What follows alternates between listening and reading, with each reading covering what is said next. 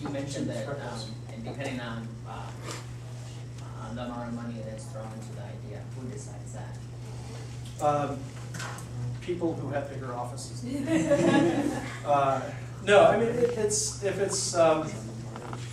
we have a term called executive exuberance. If there's a senior vice president or somebody within the company that has a lot of passion behind an idea, and they'll command the resources to make it happen. So, or if just an awesome killer idea comes out of an ideation, and like, why didn't we think of that before? Let's get going, and we test it. So we test our ideas, okay? So if it comes back with and we get a certain metric, or what we call a hedonic, that score comes back and it's like 2 points higher than any score we've ever seen before. Holy cow, let's get that in the market as soon as we can. So we'll throw time, people, and money at it to make it happen. We also have a special team within the company that sort of handles that. They're kind of like a special ops, the Delta Force of product development. And they will take pet projects and fast track them from concept to launch. So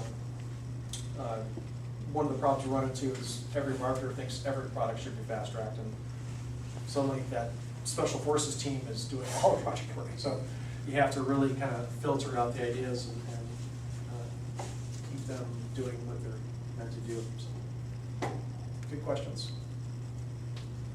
What makes you decide to discontinue a product or an item on your catalog? You got good questions. Market conditions, seasonality, declining sales, rising food costs.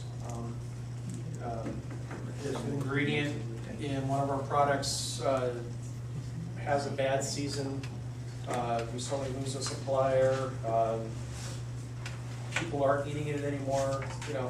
We'll phase it out. We'll, lightweight say, kill it. We'll discontinue it. But even if it's discontinued, it doesn't mean it might not come back later. But there's lots of factors. Can't think of any that come right to mind, but food costs lately have been a big thing. We might not discontinue, but we'll reformulate it. We took oregano out of some of our pizzas because oregano prices have gone up 500% in a couple of years. And oregano, and it's like 1% of the formula. Now, how much does that cost? $500,000 a year. So you look at that. Well, 1 cent of fluctuation in price on cheese is $1 million for us. So if cheese goes up a penny tomorrow, we're making $1 million less a year. And last year, 2 years ago, it went up 140%. So imagine what that does if you don't figure that into your bottom line or into your business model. So you're scrambling to figure out how to make your products cheaper. So I talked about gold standard, trends research, customer interaction. I have this little pamphlet. I only had one. I wish I had more. But I'll leave it with Michael and you guys can look at it. I mentioned ideation and innovation support. Food styling. It's kind of interesting. It's not something we do full time, but when we come up with concepts and we want to illustrate them, either with photography or pen and paper, they'll come to our team, and it's a lot cheaper to have me take a good picture in our tabletop photo studio than it is to have a graphic design house in Minneapolis do it.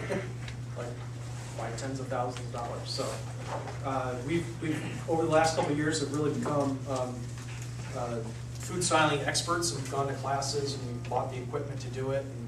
And I don't know how, I can't tell you if that's common in other companies. There are bigger companies might have entire groups that do nothing but that. Within Schwann's, we're a big company, but culinary is something that we do. It's a lot of fun for me. I like, it's, again, going back to my undergrad a little bit, I get to use the photography classes that I took and the design principles and apply it to make a picture in a pamphlet like this one that we put together. Look appealing and attractive. So we don't do any final packaging photography or food styling, and that's when it has to, go onto a package. That's when you dish out the big bucks and have someone in a a design house and a professional photographer do it for you. Food styling is a lot of fun, and it's definitely a niche within our company that we should look at. So. And then training. Last one is training support. And we have a constant flow of new hires, either new to the company or just new to their position, that need to have some sort of formalized introduction to all these products and their features and benefits and how they're made and the processes and the plants, and there's a whole world of stuff to know, okay? And when you come into the company for the first time, it can be a little bit intimidating. Here's 400 products in home service, and if you're a sales guy, you don't know anything about any of them. How are you going to go out in the field and try to sell those products? So we'll have little boot camps that our team leads that goes over the features and benefits of products within each of the business units, and we all kind of specialize in our own little areas. And I'll bring in guys that are new to sales, and we'll have all the products within Tony's, Red Baron, Bruschetta. We'll bake them all up. We'll talk about them. Literally show them how to cut a pizza. Because if they're out in the field and they're presenting to a key account, and they have to act and be confident and trust their own skills for baking a frozen pizza. As crazy as that may sound, it's when you're trying to do it perfect in front of somebody, it can be hard. So, we also talk again the shared learning thing. We know a lot about food. Our product developers and our food scientists know a lot about food science. And we try to share that information with each other. So one of the things that our group, I get called in to labs and into kitchens all day long for people asking me to taste something. Hey, Matt, can you come here and just taste this and tell me what it needs? And I'll be like, well, what do you think it needs? Well, I haven't tasted it yet. I'm like, well, why? I don't have, there's no magic tongue that's issued to you when you graduate from culinary school. And so I'm like, well, let's who had the tongue content? Yeah, so I'm like, well, let's taste it together and talk about this. And I'm like, okay, what do you taste? I don't know. So we figured out there's this huge need to administer how do we taste, and to educate their vocabulary to be able to get out of their head what it is that they're tasting and be able to, it's like wine tasting. These sommeliers and the wine guys, they're not, jeez. Yes, I'm bringing that home. Calm down. We'll talk about, how to get the terms out of what you're tasting. And then if you're missing something, what ingredient is that you have to put in there to fix it? Is it salt? Is it acid, like vinegar and lime juice? What is it that needs to fix? So that's a fun class because you get to be interactive and you get to taste food. I'll let anybody else ask a question because I had a question. If you're trying to get everybody if you're trying to make food that appeals to more people, don't you lose some of the? Yeah, you have to appeal to the least common denominator. So one of the things that's everyone wants on pizza, every time we do a sensory tasting, everyone wants more cheese, regardless of how much cheese is on the pizza. It may be this much cheese, they want more cheese. And then if it's kids, it's always too spicy. If it's adults, it's not spicy enough.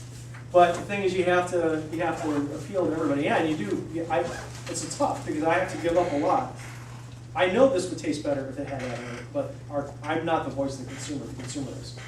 Okay, so it's not about what I want, and that's a big part of being a chef. You're not cooking food that you want to cook. You're cooking food that people are coming to the restaurant and want to buy. It's a business. You're making money. It's not about So you have to really disassociate your. So that comes up even in a restaurant. Oh yeah, absolutely. Interesting. So you have to. It's one of the things about between being a fine artist and a graphic designer. A fine artist is, I'm going to paint it. I want to paint. I'm going to sell it to somebody. Graphic designer, you have a client and they're telling you they want this, and you're going to make it, and you're going to, and they're going to, nope, I don't like it. Do it again. You're an order taker, and we're very much an order taker. And that's a hard thing for a lot of corporate chefs to coming out of fine dining to accept, because it's no longer about you and your aesthetic and what your ideas are about food. It's about making